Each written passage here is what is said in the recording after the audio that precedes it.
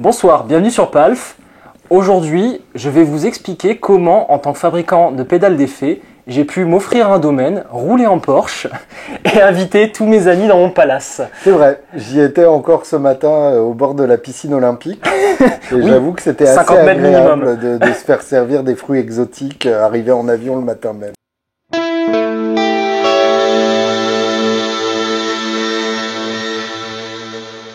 Donc nous, on va revenir un peu à la réalité des choses. Avec Julien, aujourd'hui, on va décortiquer justement ce que vous payez réellement dans une pédale d'effet.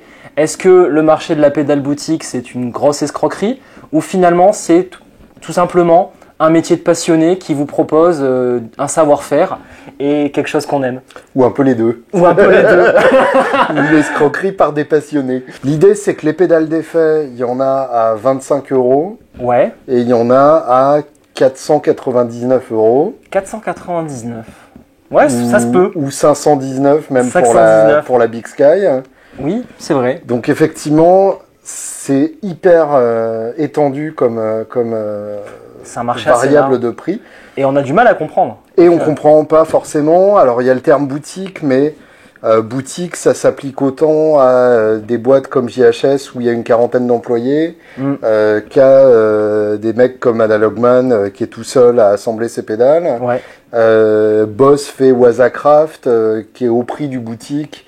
Est-ce que ça en est? Enfin, il y a plein de questions, plein de problématiques comme ça que je trouve passionnantes.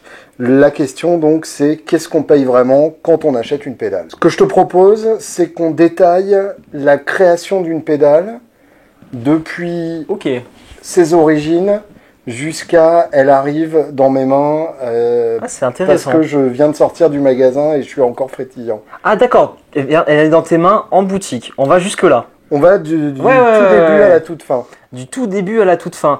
Donc, il était une fois Alexandre. Voilà, exactement. Un jeune Alexandre frétillant. Alors par exemple, prenons donc cette pédale, la Savage. C'est bien, t'as pris pile celle où il n'y avait pas le couvercle et c'est pas plus mal. Bah oui, c'est pas complètement par hasard. Voilà. C'est aussi la première pédale que je t'ai achetée et la première que tu m'as présentée. Et donc c'est quand même une sacrée histoire. Ouais, c'est ça. Voilà. Il y a une petite connexion émotionnelle aussi. Parlons de, avant même la création d'une pédale, ce qu'on appelle la recherche et développement. Voilà, la recherche et développement. Alors déjà, ça doit être fait par des personnes compétentes. C'est mieux. Mais alors par exemple, quand on parle de la Savage, qui est censée être une clone d'un clone, enfin un clone d'une pédale existante, est-ce qu'il y a vraiment de la recherche et développement ou est-ce que juste tu trouves le schéma sur internet et tu le copies verbatim? Alors c'est ça, en fait il y a plusieurs aspects. C'est que la Savage, qui était la Centaur en première version. Oui, c'est vrai. Donc on s'était pas vraiment embêté sur le nom parce qu'on avait complètement assumé qu'à l'époque c'était une des premières pédales que j'avais clonées parce qu'un client me l'avait demandé, etc. Donc il n'y avait aucune création. À part le fait de trouver, il y a déjà une première étape qui est trouver les bons composants. Donc ça, tu y passes quand même pas mal de temps à savoir quel composant va bien sonner sans pour autant que tu vendes la pédale 1000 € parce que c'est un produit... ça fait déjà partie de la fabrication. Ça rentre dans la fabrication, mais ça fait aussi partie de ce qu'on appelle le sourcing, la partie étude, pour voir si ça rentre dans ton cahier des charges. Tu vois, à l'époque, ce qui m'a pris du temps, quand j'ai fait la Centaur, c'était de trouver des composants disponibles qui sonnent aussi bien, voire mieux, et qui n'étaient pas overpriced. Ce qui est pas déliramment cher par rapport à ce que tu voulais. Donc, en fait, l'idée, c'est que même pour un clone, il faut quand même un peu de recherche pour trouver les bons composants. Disons quand tu démarres de rien. Voilà. Quand tu d'accord. démarres de rien, sinon oui, techniquement, tu vas sur internet, tu tapes sur Google, je vous invite à faire ça, Clone Centaur schématique. Je suis obligé de mettre de l'anglais parce qu'il y a beaucoup plus de résultats là-dessus. Bien sûr. Et je pense qu'il y a à peu près 150 résultats avec le schéma exact conforme. Donc typiquement, tu peux prendre des composants, les assembler et faire un clone. Et alors, est-ce que c'est possible quand on n'a aucune compétence électronique ou est-ce que ça demande quand même une certaine expérience? Alors, disons que pour te retracer un peu mon histoire, c'est vrai qu'on parlait dans une autre vidéo de la Fuzz Factory. La Fuzz Factory, ça a été le premier clone que j'ai fait quand j'avais une douzaine d'années. D'accord. C'était un copain bassiste qui voulait ça. À 12 ans, tu avais déjà envie de souder des composants, quoi. Ouais. Je concevais pas la musique sans avoir la maîtrise du son. Ouais, d'accord. Et donc, j'étais passé par les multi-effets et tout, enfin bref. Et j'ai un copain bassiste qui voulait son clone de Fuzz Factory, Nono, si tu nous regardes. Et je lui avais promis de lui faire sa Fuzz Factory, et malheureusement, ça n'a jamais marché. D'accord. Donc, mine de rien, c'était pas juste « Tiens, vas-y, prends le kit et fais-le ». Parce qu'à l'époque, en plus, il n'y avait pas tous les kits comme aujourd'hui. Comme FX Teacher, par exemple. Et donc, j'avais dû commander un composant après l'autre. Waouh, ah ouais, et tracer la carte chez un artisan français qui traçait lui-même les typons. Ouais, donc, ça a été très difficile et je n'y suis pas arrivé à l'époque. Ok, d'accord. Et ce n'est que pendant mes études d'ingénieur que j'ai réussi à faire mon premier clone qui marche. Ouais, d'accord. C'était un clone, No Small Clone. Et donc le chorus d'électro-harmonique. Exactement. Très bien. Donc ça demande quand même un petit peu de maîtrise. Et alors, si on veut bien comprendre le contraste, cette pédale, la Aegis, qui est ton trémolo harmonique, là pour le coup, j'imagine qu'en termes de développement, ça n'a rien à voir avec la Savage. Alors là, on rentre complètement dans un autre niveau. La Savage, quand même, on a apporté des choses. D'accord. Mais la Centaur V1, oui, c'était un clone. Ouais. Quand tu développes ton propre son, là, typiquement, pour faire la Aegis, ça a été un travail intensif avec Damien et moi-même. Où je m'en rappelle, on avait donc c'est deux personnes qualifiées, diplômées. Voilà, Damien fait les mêmes études que moi. Pendant combien de temps à peu près? Alors, c'est toujours il y a plusieurs phases. Il y a une première phase qui a démarré peut-être il y a 1 ou 2 ans, même 2 ans, ouais. Où en gros, on a eu un stagiaire qui a dit, tiens, on va regarder ce que c'est les trémolos. Donc il a fait quelques recherches de trémolos, etc. Les trémolis, pardon. Les trémolis. Donc il a passé 6 mois à bidouiller tout ce genre d'effets et pour arriver à une conclusion qu'il s'est amusé, mais on n'a pas un produit. Oui, d'accord. Voilà, donc ça a été 6 mois de démarrage. Ça c'est la phase recherche, voilà. En recherche et développement. Exactement. Et après, il s'est passé peut-être 1 an où, tiens, on a une idée de cahier des charges pour que ce soit sympa. On teste, finalement, non, c'est pas terrible. Donc ça, c'est un petit peu éparpillé dans l'année. Et par contre, les 6 derniers mois, je me rappelle qu'avec Damien, on a passé un moment jusqu'à 2h30 du matin à débugger les derniers trucs avant d'aller au NAM, tu vois. Donc on paye ça aussi. Bah ça, ouais, carrément. Quand on achète une pédale, c'est plus cher. D'où le prix des Strymon aussi. Complètement. C'est vraiment la valeur ajoutée. Tu achètes un logiciel quand tu achètes une de leurs pédales. Exactement. Parce que la pédale en soi, bon, c'est un peu méchant de dire ça, mais toutes les pédales sont les mêmes au niveau circuit. Bien sûr. C'est juste la manière dont la puce est programmée qui diffère. Exactement. Et ça, c'est l'intelligence, c'est le savoir-faire, c'est le plus cher. Oui, bien sûr. On paye bien des Macs à 3000 €. Où on achète bien des logiciels pour faire le montage. Enfin voilà, on a l'habitude de payer de la valeur ajoutée comme ça. Typiquement, la Savage, là pour le coup, c'est que de l'analogique. Oui. Donc tu n'as pas de programmation. Ça n'a pas de programmation. En fait, ce que tu fais, c'est que tu ajoutes des composants, tu remplaces des composants. Donc en termes de recherche, on est quand même beaucoup moins poussé que sur la... Oui, parce que la Aegis, pour ceux qui ne savent pas, c'est analogique et numérique. C'est un hybride, ouais, c'est ça. Voilà, c'est un hybride son analogique, commutation numérique pour tous les tap tempo, etc. Tap tempi. Mais tap tempi. Donc au niveau de la recherche analogique, c'est un petit peu réducteur parce que mine de rien, tu passes du temps parfois à reconcevoir un tout petit défaut qui finalement te demande de reprendre tout le circuit.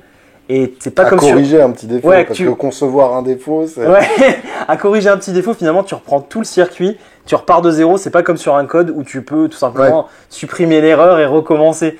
Donc là, par contre, ça demande de tester des choses, de concevoir la carte en fonction, de retester, de valider les performances. Et je me rappellerai toujours de ce qu'un prof me disait. Le problème avec l'analogique, c'est que parfois ça marche mal. Ouais. T'as jamais l'erreur qui est flagrante. Ouais, bien sûr. Oui, c'est pas soit tout marche, soit rien marche. C'est ça. C'est pas exactement ce qu'il faudrait que ce soit, quoi. Exactement. Donc et là, ça c'est frustrant. Ça demande beaucoup de temps là-dessus. Ok. Deuxième étape, la fabrication. Alors, avant d'aller en fabrication, tu as la deuxième partie du développement. Ouais. Qui est, c'est comme ça qu'on travaille en tout cas ici. C'est que on a envie de vous proposer un produit avec un bon prix, le produit le plus juste. Et malheureusement, ça demande aussi du temps de conception pour bien réétudier la carte, pour qu'elle soit facile à fabriquer, que les composants ne soient pas trop coûteux. Donc là, on est dans une étape intermédiaire entre recherche et développement et prod. Et fabrication, ouais, c'est ça. Donc entre les deux, justement, Damien, c'est son travail, il doit faire en sorte que la carte soit faisable, qu'on arrive à la fabriquer en une journée. Alors, ce que tu appelles la carte, donc c'est Ce petit support-là sur lequel tu viens souder les composants. Exactement. D'accord. Et il doit faire en sorte que les composants qu'on utilise soient de très bonne qualité, mais qui soient aussi à un prix abordable. Oui, bien Sinon, sûr. si c'est pour sortir un transistor germanium à 50 € dans une pédale, Évidemment. bah, on va devoir vous vendre la pédale 500 € ou je ne sais combien. Donc ça ne sert pas à grand chose. Donc Bien on sûr. fait toujours en sorte de trouver la bonne solution qui plaît à tout le monde et qui reste abordable. Alors justement, quand on parle de production d'une pédale, il y a les composants, Ouais. il y a la personne qui les assemble, Alors ça va il rentrer dans y la a prod. là. l'endroit où tu les assembles. Donc tu vas entrer dans la prod. On va entrer dans la production. Ok. Donc déjà, les matériaux. Ouais. Alors, En gros, qu'est-ce que tu produis sur place? Qu'est-ce que tu achètes? alors ça dépend de chaque entreprise. Bien sûr. Déjà, on va dire que tu as deux budgets. Mhm. Tu as la confection du boîtier et la carte électronique à l'intérieur. Mhm. Donc, pour les deux étapes, finalement, tu as la carte électronique, nous on soude tout à la main. Ouais, Donc, le fait de souder les composants à la main, c'est des composants traversants. d'accord. Comparé à là, tiens, j'ai un prototype justement où il y a des composants montés en surface. Mhm. Comme ça vous permet un peu de découvrir ce qu'est un CMS, Ok, le fameux mot qu'on voit de partout, le gros mot, qui n'en est pas un. d'accord. C'est juste que le CMS, c'est très pratique pour les sociétés qui veulent sous-traiter en Asie. D'accord. Mais un CMS bien fait à la maison, c'est même mieux qu'un traversant mal fait. Oui, bien sûr. Donc voilà. Donc nous pour l'instant on est sur du traversant et selon la technologie que tu mets, la qualité de ce que tu mets, déjà c'est une première étape qui coûte cher en composants Mhm. et qui prend beaucoup de temps. Ouais, Un employé ne peut pas fabriquer 100 pédales en une journée. bien sûr. Donc typiquement Terry il passe une journée à fabriquer une douzaine de cartes électroniques. Ok. Donc ça c'est sa journée de travail. Et alors, typiquement, là, par exemple, la carte elle-même, c'est pas toi qui l'as fait? Alors le PCB, support. le PCB tel quel, donc la carte vierge complète, juste il y a juste les trous, ça c'est fabriqué en Asie. Ça, tu la commandes. Ah oui, donc. on la commande. Ça t'as pas d'autre solution à Et par part contre, il faut qu'il te la fasse spécifiquement pour chaque pédale. Tout à fait. Pour chaque Tu peux pédale. pas prendre un PCB standard.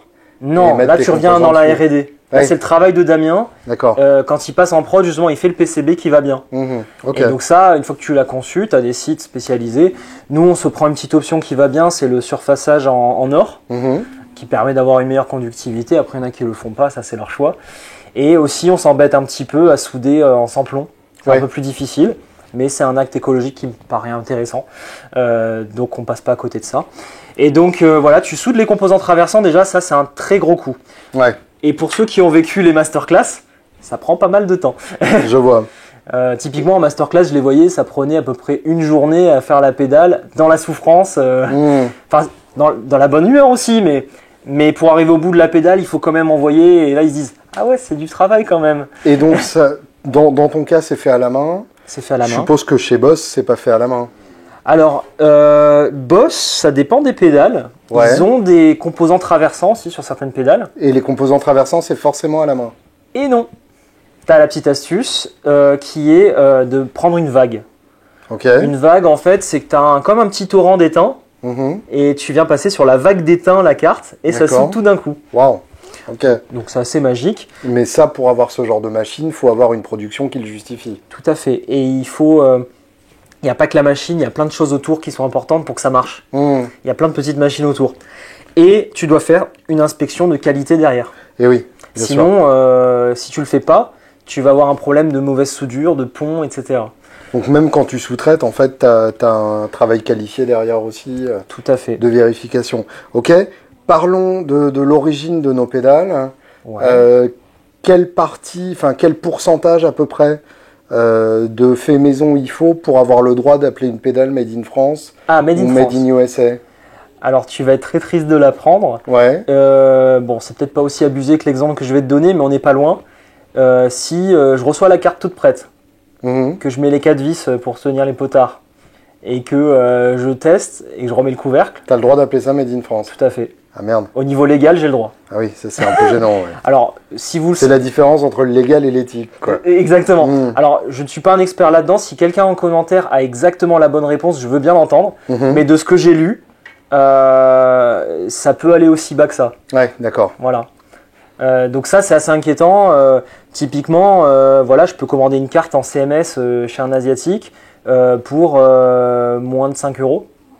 Ouais, d'accord. La carte toute prête, ou peut-être aller 10 € à tout casser, et je la vise dans mon boîtier. C'est l'assemblage final qui compte, quoi. C'est la partie experte. Ouais, d'accord. En fait, il faut que tu aies un pourcentage de valeur ajoutée, c'est comme ça qu'ils calculent. Ah oui, ok. Donc, souder des composants, c'est vrai qu'en soi, c'est pas une très grosse valeur ajoutée. Oui, admettons, ouais. Donc, malgré le fait que les souder soi-même, ça permet d'être sûr de ce que tu mets dedans. Parce que moi, j'ai rien contre le CMS. J'adore ça même. Mais le problème, c'est que quand tu le fais faire par quelqu'un d'autre, vu que tous les composants se ressemblent, tu sais pas si tu n'en as pas mis un autre. Et oui. Qui est 10 fois moins cher. Tu contrôles plus ta production, ouais, bien sûr. Exactement. Ouais, d'accord. Et donc nous, on cherche à s'équiper de machines pour faire du CMS ici. Et le problème, c'est que d'une, ça coûte plus cher que si on sous-traitait en Asie. Bien sûr. Donc c'est économiquement pas intelligent. Mais au niveau éthique, on préfère quand même mettre cet investissement-là. Et de deux, ça nous demande une surface de travail monstrueuse, un investissement machine monstrueux. On parle d'un budget d'à peu près 100 000 € pour une petite ligne. Ouais. Et il nous faut des pièces entières pour ça. Ouais. Et on en parlait justement quand tu es venu. Le loyer niçois est plutôt pas mal. Bien sûr. Donc ça, c'est aussi une part du budget prod qu'il faut prendre en compte. J'allais y venir. Ouais. Pour chaque employé, tu as des charges. Voilà. Et on peut souligner qu'aujourd'hui, à notre petite échelle, on est 6. Ouais. Et c'est ultra nécessaire, on est en sous-effectif. D'accord. Voilà. Ça, c'est quand même un point à souligner. Ouais, c'est énorme. Ouais. C'est par rapport à la date de naissance de l'entreprise, c'est déjà énorme. C'est déjà bien, ouais. Donc, tu as les locaux à payer. 3 000 € de loyer, voilà. Voilà. Tu as toutes les taxes sur les entreprises aussi. Oui, bon, ça, on les compte plus. Vaut mieux les compter quand même, parce que tu risques d'avoir des mauvaises surprises. Ah oui, c'est ça, d'accord. D'accord, ok. Donc, tu as tout ça, et ça, évidemment, ça rentre dans le prix d'une pédale aussi. Tout à fait. Tu peux pas faire abstraction de tout ça. Ah bah, si tu veux faire du Made in France, alors on a eu fait du Made in France pas cher. Quand on était sur notre terrasse de résidence étudiante avec Mag, on arrivait à faire de la pédale autour de 120 € par exemple, mais en fait on perdait de l'argent. Ouais, d'accord. Et on n'avait aucun frais parce que c'était nous à l'époque. Ouais, c'était pour les potes, quoi. Voilà, c'était pour les potes. Mais oui, c'est pour ça que nos pédales, on essaie de se positionner entre 129 pour la Ego Driver et 249 pour la Aegis. Voilà. Donc c'est un peu notre fourchette de prix. Là-dessus, on a la sensation quand même d'être à un prix plutôt sympa. On n'est pas sur du Providence, pas pour cracher dessus, hein, j'adore cette marque. Oui, mais on n'est pas sur des prix très élevés et on n'est pas non plus sur du bas de gamme, enfin du pas cher, comme pourrait faire MXR, Boss ou Electro-Harmonix. Ouais, parce que Boss, là, si je prends... Ouais. Il y a une adresse au Japon. Ça, c'est le mais au-dessus, c'est marqué Made in Taiwan, effectivement. Ouais, en fait, à mon avis, c'est le siège social. Oui, c'est ça. Japonais.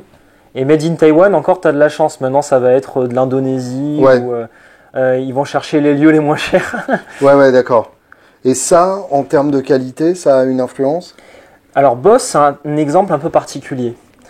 Pour moi, Boss, c'est l'entreprise, déjà historique, bien sûr, qui a fait ce qu'il faut, à mon avis, pour que la qualité reste la même. D'accord. Parce que leurs locaux à Taïwan, ce sont leurs locaux, leurs usines, leurs employés. Ça, c'est très important. C'est quand même autre chose. Pour bien qu'on comprenne, ça veut dire qu'il y a des entreprises qui, en gros, font appel à des prestataires, ont un cahier des charges et font appel à des usines qui travaillent pour une quinzaine de marques. Exactement. Et donc là, effectivement, ils n'ont pas forcément leur mot à dire sur grand-chose. Exactement. Ils choisissent plutôt dans un catalogue...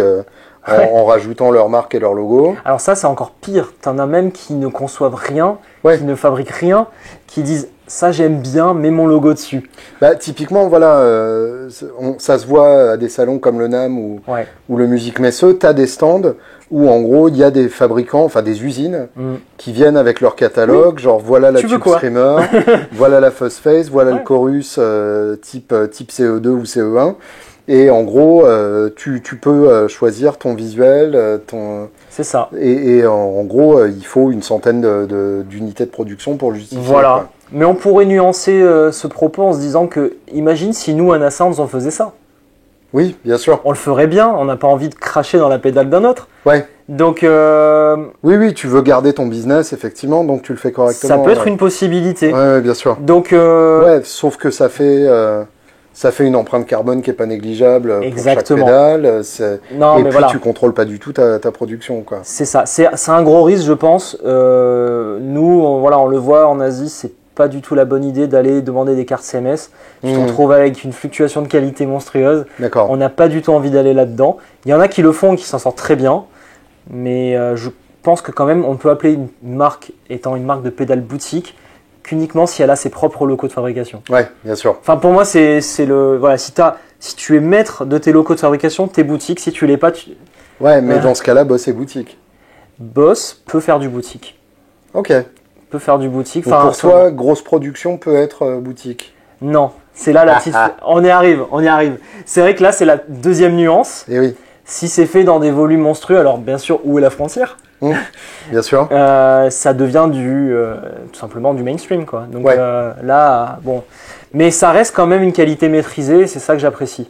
Ok, donc on a quasiment fini notre circuit. Ouais. Après, avant de le commercialiser, il faut quand même s'assurer qu'il marche. Il faut s'assurer qu'il marche. Et aussi, bon, on en a parlé rapidement, il faut aussi lui donner une belle présentation. Oui. À savoir qu'en réalité, le budget boîtier, finition, etc. est très proche du circuit. Ah oui, carrément. Ouais.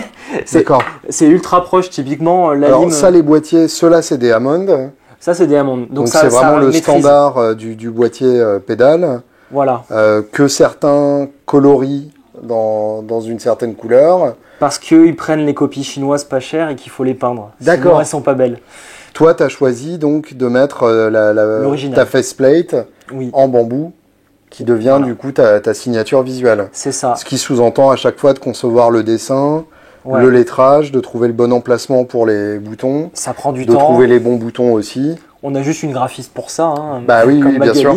Et voilà. Bah, oui, c'est même quasiment ce qui fait vos pédales en fait. Oui, complètement. Aujourd'hui, tu es quand même sur un marché ultra concurrentiel. Si tu n'apportes pas quelque chose de nouveau et de différent, personne ne te voit et personne ne s'intéresse à toi. Bien sûr. Donc il y a le son, mais il y a aussi l'apparence. Ça, c'est un budget. Et ensuite, il y a l'assemblage, comme tu disais, et le test qualité qui, lui, est super important. On teste chaque pédale une à une. D'accord. On se dit pas, tiens, il y en a une sur les 100 qui marche, alors bah, les autres vont marcher. Ah, tu branches et tu testes toutes les pédales. Chaque pédale, ouais. Avant de les expédier. Alors, on fait plus ça à la guitare, sauf quand on a un doute. À l'époque, on avait Florent Garcia dans l'équipe. D'accord. Il a fait son stage chez nous avant de démarrer. Salut Flo.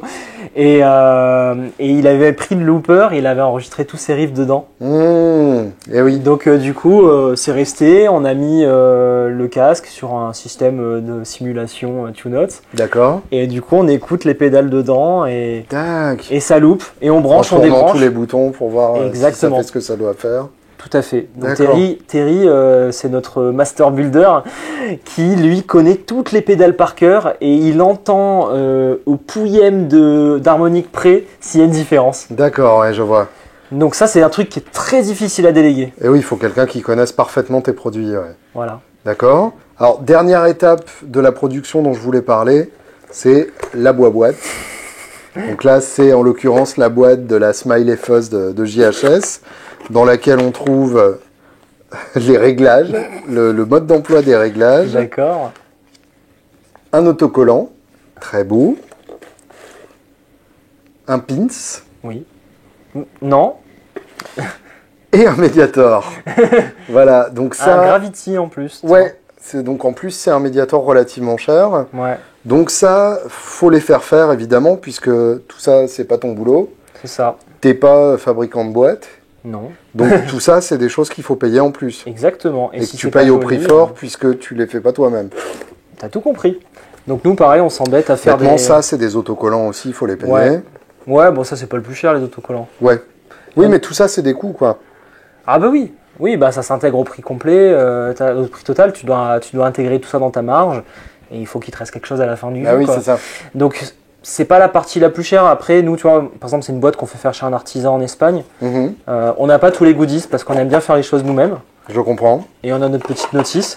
À la limite, j'ai envie de dire, c'est surtout du temps de graphiste, quoi. Oui, bien sûr. C'est Mag, pareil, qui passe des journées à faire les photos, les petits machins, les petits dessins. C'est pour ça que... Ouais. C'est pour ça que ça ressemble pas à ça, quoi. Ouais, voilà. C'est plus du temps... Je le tiens volontairement à l'envers par mépris. C'est plus du temps de réflexion, c'est du jus de cervelle encore. Hein. Ouais. Ce qui est de toute façon ce qui coûte le plus cher. Exactement. Donc là, tu as vu toutes les marges de production. Ouais. Donc finalement là-dessus, un bon comptable te dirait que tu dois faire entre un coefficient 3 et 5 pour réussir à avoir une entreprise rentable. Tu veux dire pérenne, vendre la pédale 3 à 5 fois plus cher que ce qu'elle t'a coûté? en matière première. Ouais, d'accord. En matière première, 3 à 5 fois. Et normalement, pour absorber le coût de la main-d'œuvre, c'est ça, des locaux et ainsi de suite. de toute la matière grise, etc. D'accord. Et donc tous tes investissements machines, enfin il y a aussi tout ça, tu vois. Il y a Ouais. tous les mois, en fait, tu as un cash flow à maîtriser et ça Concrètement, dépend. en termes de pièces, la Savage, on est à combien? Tu es entre 30 et 40 euros de pièce. Déjà, ouais, d'accord. Ouais. Ça dépend, Ok. j'ai pas les prix exacts en tête. De toute façon, on D'où le voit sur les- l'intérêt de FX Teacher, justement. Voilà, FX Teacher, ça permet d'avoir des kits où tu as les pièces à monter toi-même. Là, tu t'épargnes pas la recherche pour autant, Exactement. puisqu'il faut concevoir, il faut Alors- écrire les instructions. À la base, FX Teacher, c'était censé être de la recherche plus facile. Ouais. Donc on était censé faire juste une tube screamer. Mais, Ouais, mais tu peux pas t'en empêcher. c'est ça, on peut pas s'en empêcher. Ça marche pas. On n'aime pas faire des choses fades. Je vois. Donc tu es obligé d'aller un peu plus loin. Donc la recherche, c'est rester dans le prix, bien évidemment. La mise en sachet, c'est un sacré travail aussi. Mhm. Voilà, tu fais des kits. Oui, bien trier les composants. Et parce que t'aimes Ouais. pas quand tu reçois ton kit qu'il manque une pièce, donc tu Bien vérifies, t'en reprends un dans le tas et tu vérifies qu'il y a bien tout. Donc tu reprends du temps de Est-ce que tu vérification. mets un composant Ikea dans ton sachet? Ah, Tu sais, le composant en trop qui fait flipper. On en a mis un dans la spinner. Ah, ça c'est bien. Dans le spinner, on a mis un. Il y a une petite capa qui peut être utile, Ah, comme ne pas l'être. d'accord. Et délibérément, j'ai mis l'explication dans la vidéo, mais pas dans l'article. Très bien. J'aime beaucoup ça. Il y a quelques messages là-dessus de temps en temps, genre, mais j'ai une capa à la fin, qu'est-ce que j'en fais? T'occupes. Ok, on passe à la suite. Ouais, Une fois que la pédale est prête, ok. deux solutions.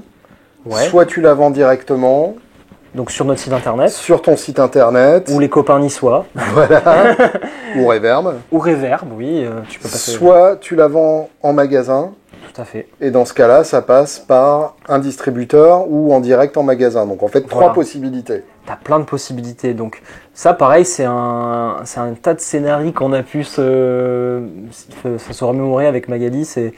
C'est qu'est-ce que tu fais? Est-ce que tu vas en direct, tu tentes le tout pour le tout et tu te fais toute la marge, mais du coup, tu as aussi le risque de toucher moins de monde Mhm. parce que tu n'existes pas, tu es personne. Ouais, en fait, la problématique se pose dans ces termes. De points à la ligne. À chaque fois que tu ajoutes un intermédiaire, tu ajoutes une marge que l'intermédiaire prend sur le prix. Tu l'ajoutes ou tu enlèves de ton côté? Voilà. Tu ajoutes au prix final une marge Ouais. que prend l'intermédiaire. Tout à fait. Et en échange, tu touches potentiellement plus de monde. Exactement. C'est C'est ça, ça, l'échange. normalement. Le principe. En gros, si tu vends en direct, tu toucheras les gens qui tombent sur ton site, entre guillemets, par hasard. Voilà. Mais ça, du coup, ça va aussi s'intégrer dans le prix de la pédale, c'est que le hasard n'existe pas. Mhm. Si tu veux tomber C'est sur là notre site, qu'intervient le marketing. le marketing, c'est ça. Donc on peut déjà décrire ce pôle-là, à la limite. Allez, Le marketing, bon voilà, on en parlait justement. Gaël en parlait très bien dans sa vidéo mhm. sur l'évolution des. Il des parle moyens bien de de- beaucoup de choses, Gaël. quand Ouais, même. il parle bien Faut quand le même. Hein. Et donc l'évolution du magazine au YouTube, etc. Mhm. Que finalement, voilà, il y a plusieurs médias pour mettre en avant une pédale d'effet. Et ensuite, il faut aussi payer des gens comme Facebook Bien sûr. qui vont mettre en avant ta pédale sur Google ton pour feed. le référencement. Ou Google. Alors Google, finalement, tu ne le payes pas directement, tu prends du temps pour écrire des articles, pour exister. Tu peux aussi acheter des mots-clés. Ouais, mais ça, on va laisser à des gros comme Thomann et Ouais, Woodbrass. je comprends. C'est pas notre métier. C'est vraiment pour concurrencer. Je connais pas. Tu connais pas ces gens-là? Non. Mais en fait, tu vas laisser ça aux entreprises qui vont jouer sur le fait d'être 1 euro moins cher, Mmh. d'être référencé sur Google Shopping. Ouais, bien sûr. Et ça, c'est pas si intéressant que ça pour Là, nous. en tout cas, en tant que boîte boutique, ça ne t'intéresse pas. Ça ne m'intéresse pas du tout. Hmm. Par contre, faire de la pub Facebook pour vous déranger quand vous regardez des publications inintéressantes sur les actualités, Ah, eh ben, on est là. Entre deux vidéos de chat. Ouais, c'est ça.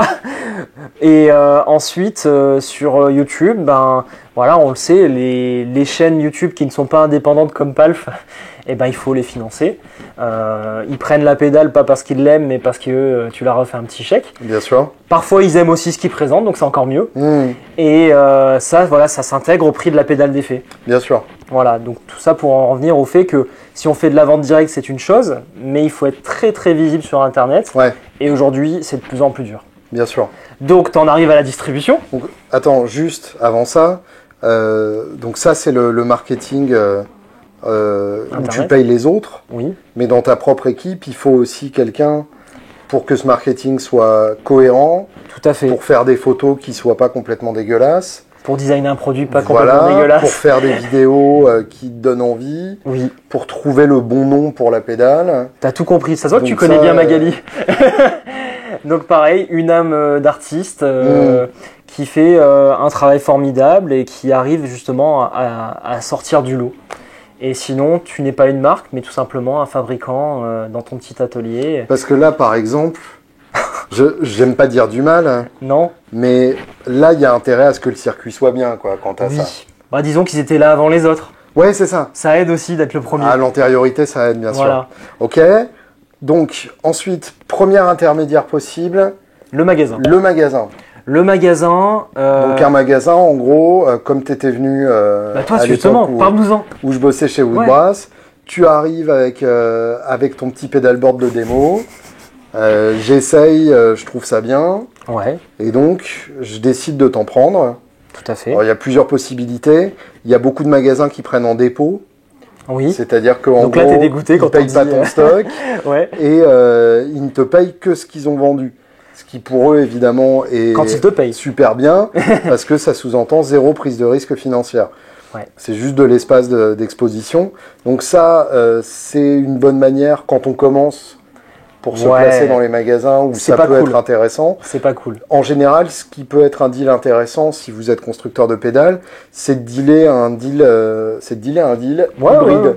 Un deal hybride. Vas-y, raconte. C'est-à-dire, typiquement, je te prends 2 pédales et tu m'en mets une 3e en dépôt. C'est un peu plus honnête, c'est que du coup, tu n'as aucune marge là-dessus, tu n'as pas gagné ta vie, mais au moins tu es dans le magasin. Et le magasin s'engage quand même de son côté. C'est bien, c'est un bon deal. Pour démarrer quand tu es tout seul, ouais. Parce que donc, un magasin, en gros, il va faire une marge qui correspond à entre 20 et 30% du prix final. 20, t'es un peu salaud quand même. Sur certaines marques, c'est même carrément moins. D'accord. Les marques où il y a une grosse concurrence, en tout cas, je me souviens de certaines Boss où les prix étaient entre... Non, Boss, c'est peut-être pas le meilleur exemple. Non, Boss, ça va. C'est peut-être les MXR. MXR, c'était pas mal ça non plus. Allait, ouais. Et les 3 Harmonix. Et les 3 Harmonix, c'est les marques les plus dégueulasses. Non, Yamaha, par exemple, enceintes Yamaha qui étaient à 1,96 de marge. En pourcentage ? En pourcentage. Donc en gros, tu me parlais du coefficient, je me dis bon, il est bien. Non, ça veut dire que tu vendais clairement à perte, quoi. Ouais, parce que 1,96%, on t'offre le café, quoi. Ouais, c'est ça. Et encore, pas le café parisien. Non, là, c'est clairement pas. Donc ça veut dire qu'en gros, entre 20 et 30%, voire 35% sur des marques où ils sont relativement généreux et surtout où le prix est bien protégé. Alors, moi, je les vois venir, là. Je les vois venir, ils sont en train de se dire, non mais tu vois, c'est une conspiration. Le magasin a besoin de 30% pour être content et s'engraisser. Mais c'est comme les fabricants même finalement. Réponse, il y a l'endroit. Voilà, le lieu. Il y a le... C'est vraiment le plus cher. Il y a le marchand à payer. Il y a la connaissance du marchand à payer. Voilà. La gentillesse du marchand à payer. Alors parfois il a les 3 et parfois aucun des 3. Et dans ce cas-là, vaut mieux pas y aller. Voilà, c'est aussi simple que ça aussi. Donc il y a tout ça qui entre en ligne de compte. Et un vrai service. La possibilité d'essayer aussi, tout simplement. Tu vas au pied de ta maison, tu as un magasin Woodbrass. Et la sélection qu'il va te faire aussi, ouais. Où il va te dire, tiens, écoute ça, comme un disquaire aussi, c'est ça. Qui peut te proposer un disque qui correspond à tes goûts. Donc c'est un savoir-faire qui coûte de l'argent aussi. Quand justement tu bosses beaucoup avec Laurent de Guitar Village, bien sûr. Quand j'ai eu l'occasion de rentrer dans ce palace, plein de guitares, on dirait il y a plein de matos, t'as envie de tester tout ça. Bah oui, bien sûr. Et t'imagines, il y a aussi le frais de stock, finalement. On n'a pas parlé. Ce qu'on appelle l'immobilisation. L'immobilisation, tout à fait. t'imagines tout ce stock de guitares, les Bien millions que ça représente. Et si tu prends une custom shop à 5000 en stock, voilà, t'en as une centaine. Pour peu qu'elle mette 3 ou 4 mois à se vendre, effectivement, en termes comptables, c'est délirant. Et donc finalement, voilà, la marge de 20 à 30% est quand même plutôt justifiée, quoi. Bien sûr. Ça permet de faire vivre la boutique, donc c'est nécessaire. On ne peut pas concevoir un deal gagnant-gagnant s'il n'y a pas cette marge-là. Donc... Oui, et puis c'est une motivation pour le vendeur aussi. Ah ben, il faut bien. Typiquement, quand tu as une marge ridicule, t'as pas envie de vendre le produit non plus. Bah non. Puisque c'est pas ça qui fera tourner la boutique. Non, avec 15% tu fais pas grand-chose. Alors juste une remarque aussi, dans le calcul du prix final, faut quand même pas oublier qu'il y a 20% qui revient à l'État aussi. La fameuse TVA. Bien sûr. Donc ça faut pas l'oublier. Et puis donc, dernier intermédiaire. Et une remarque justement, on avait fait l'autre fois dans le live, oui mais la TVA vous la récupérez sur les composants. Ouais, mais c'est ridicule. La TVA des composants, ça représente pas grand-chose par rapport à la TVA globale du produit fini. Tu payes une TVA sur les pédales que tu vends au magasin. Aussi, ouais. Ce qui veut dire qu'il y a 2 TVA déjà sur une pédale. Ouais, en fait, c'est tout le temps la même, elle descend. Ah oui, elle descend au fur et à mesure. Je comprends. Mais au final, il y a 20% qui sont payés par le consommateur. Ouais. Et que aucune personne de la chaîne de valeur ne reçoit à un moment ou un autre. Et oui, bien sûr. Donc la TVA, c'est pour notre cher État. Bien entendu. Notre gouvernement. Mais il faut bien. Oui, bien sûr. Là, justement, on peut faire une autre vidéo pédagogique sur l'intérêt des impôts. Mais c'est pas aujourd'hui. C'est pas aujourd'hui. Donc voilà. Et dernier intermédiaire possible, c'est le distributeur. Ouais. Alors un distributeur, donc son rôle, c'est de faire l'intermédiaire entre les fabricants et les magasins. Tout à fait. C'est en gros d'aller avec sa 4L pleine à ras-bord d'échantillons, d'aller voir les magasins et de leur dire tiens, tu connais, c'est vachement bien, prends-en 12. Quand ça se passe comme ça, c'est super. Voilà. Donc ça, c'était il y a 60 ans. Oui, c'est ça, le bon VRP avec l'entrecôte. Voilà. Entrecôte frites sur l'autoroute. Il passait 4 heures à table et que la quantité de vin rouge déterminait directement la quantité de pédales que tu prenais. C'est ça, seulement s'il est de bonne qualité. C'est ça. Non, après, on va prendre un exemple intelligent, je pense. Imagine une marque comme, Cataline Bread. Voilà, c'est un exemple que j'aime bien. Tu prends Cataline Bread, c'est Made in USA. Bien sûr. Et notre partenaire, typiquement pour les vidéos, la Feeling Distribution, est leur distributeur en France. Donc, une marque comme Cataline Bread, pour établir une relation avec des magasins en France, ça risque d'être un peu compliqué quand même. Oui, bien sûr. Oui, et puis ça sous-entend que pour chaque magasin, il faut envoyer un stock. C'est ça. Donc en termes de frais de douane, en termes de frais d'envoi. Et d'écologie. Bien sûr. Ça marche un peu... Enfin, c'est à l'envers, quoi. Alors que du coup, le distributeur va prendre aussi le risque, là encore, d'immobiliser du stock. Exactement. Donc Cataline Bread, ils envoient une centaine de pédales par une centaine de pédales, voire un peu plus. Et Feeling reçoit ce stock-là. Derrière, après, dès qu'ils ont reçu, c'est la course. T'as tous les petits commerciaux qui appellent et toi, là, t'en veux? Et s'ils vendent pas, ils ont le stock sur les bras. Et s'ils vendent, ils se font leur marge. Et pareil, la marge, elle est assez importante quand même. 30% aussi? C'est dans cet ordre-là, entre 20 et 30, pareil que les magasins. Parce que tu as le risque d'avoir des stocks sur les bras, tu as les frais d'import, parce qu'ils se prennent de la douane. Et oui, bien sûr. Tu as tous les frais de logistique, parce qu'ils font plein de petits colis un peu tous les jours pour les magasins. Ouais. Donc c'est pas non plus si facile de banquer en tant que distributeur. Ça, tu as du marketing aussi au niveau du distributeur. Voilà, le distributeur doit faire du marketing dans son pays, doit donner du produit à des magazines, à des youtubeurs pour mettre en avant la marque dans son pays. Et voilà, la marge globale est quand même intéressante, mais on remarque quand même qu'il y a pas mal de distributeurs qui sont en train de mourir en ce moment. Ah ouais? C'est un des métiers qui est sur la sellette dans le monde de la musique. Après les magasins, c'est venu après. C'est venu après en fait. Et les deux victimes d'Internet ou c'est trop simple de dire ça? Je pense que c'est un peu simple, ouais. Je pense qu'il y a une évolution, certains ont réussi à s'adapter, d'autres non. Après oui, il y a un peu de concurrence entre guillemets déloyale, mais en réalité elle ne l'est pas sur le plan légal. Tu as des acteurs du web qui sont un peu trop virulents, mais c'est vrai que la transformation n'a pas été facile. Déloyal, tu veux dire ça parce que effectivement on peut se lancer sur le web sans les contraintes de personnel et de loyer et d'intermédiaires, etc. un magasin ou un distributeur. Ouais, en fait, une marque comme Cataline Bread, pour revenir dessus, En Europe, typiquement, elle a le choix entre établir un vrai réseau de distribution pour que tout le monde puisse tester ses pédales un peu partout en magasin dans toute l'Europe. Ou aller chez Thomann et considérer qu'ils ont une telle force de frappe voilà. qu'ils toucheront toute l'Europe avec un seul revendeur. C'est ça, parce que pour un Américain, la France n'est qu'un petit village et que l'Europe n'est qu'un amas de petits villages. Ouais, bien sûr. Tu donnes ça à Thomann et ça suffit. Ouais, d'accord. Et au pire, pour l'Angleterre qui est un peu à part, tu donnes ça à un revendeur en ligne et c'est fini. Donc ça dépend du raisonnement de la marque aussi. Et du coup... c'est un choix de développement à moyen terme, quoi. Exactement. Et c'est pour ça, je pense que les magasins ont besoin d'être aidés avec un nouveau modèle de distribution. On va voir qui arrive à ressortir là-dessus. Ouais. Mais les distributeurs, du coup, se font de plus en plus bypasser. Eh oui, logique. Voilà, après, bon... Ce qui, pour des fabricants de pédales, est quand même un comble. Merci. Fallait la relever. Avec plaisir. Donc, conclusion, arnaque ou pas arnaque? Qu'est-ce que t'en dis? Il y a sûrement des trucs sur lesquels il y a quand même une bonne dose de hype. Ouais. Je pense, là dans le lot, il y a certaines pédales, en termes de nombre de composants, ça doit être assez ridicule par rapport au prix. Tu veux pas savoir le coût d'une Fuzz Face? Ouais, c'est ça, exactement. Tu veux vraiment pas le savoir? Alors tiens, hop. Prenons ça.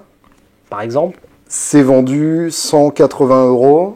D'accord, t'as regardé le prix, 180. Je crois. Ok. Ou en tout cas 179 $ sur Reverb. Donc ça va, c'est pas abusé. Peut-être avec le distributeur, on arriverait à 199 € en France. Ils auraient pu faire plus cher. Ok. Ils sont capables. Donc à ce prix-là, c'est encore honnête. À ce prix-là, c'est encore honnête. Ok. Parlons des choses qui fâchent. Voilà. Combien d'euros de composants dans une Fuzz Face? Alors, admettons que les NKT 275, il les touche à 20-30 €. D'accord. Allez, pour les deux. Allez, on va dire 40 € la paire. Ok. Voilà. Oui, d'accord.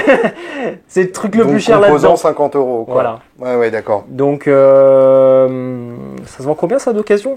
Ouais, ok. Voilà. Et donc ouais, on va dire que c'est un objet de collection en fait. À plus forte raison, si tu utilises des AC128 en transistor. Alors là, ça coûte 2 € le transistor. Donc là, ta Fuzz Face te coûte à peu près 10 €, quoi. Ouais, on va dire 20 € avec le boîtier, le travail dessus. Ouais, d'accord. T'as toujours l'histoire de la main d'œuvre, mais il faut trier les transistors. Mais bon, c'est un peu, c'est beaucoup de blabla pour pas grand chose. Ok, très bien. Donc oui, les Fuzz Face. Donc retrouver mes pédales Fuzz Face en vente sur Reverb dans 2 semaines. Et du coup, qui auront pris de la valeur parce qu'il n'y en a pas beaucoup sur le marché. Ah bah là, c'est hyper rare. Ouais, voilà. ouais, tu peux plus les trouver, ça y est. Non, c'est qu'il y a un côté de rareté, il y a une histoire de rareté, il y a une histoire de collection. Et c'est pour ça que les gens sont prêts à payer 600, 700, 800 balles pour un point blanc sur un transistor. Mais sinon, oui, une Fuzz Face, c'est pour ça que nous la Filmi, on l'a mise à 119 €. Enfin, ça mérite pas plus. Ouais. À part, bon, si tu mets peut-être plein de réglages, c'est assez simple une Fuzz Face. Très bien. Dernière question, et t'es pas obligé de répondre. Ok.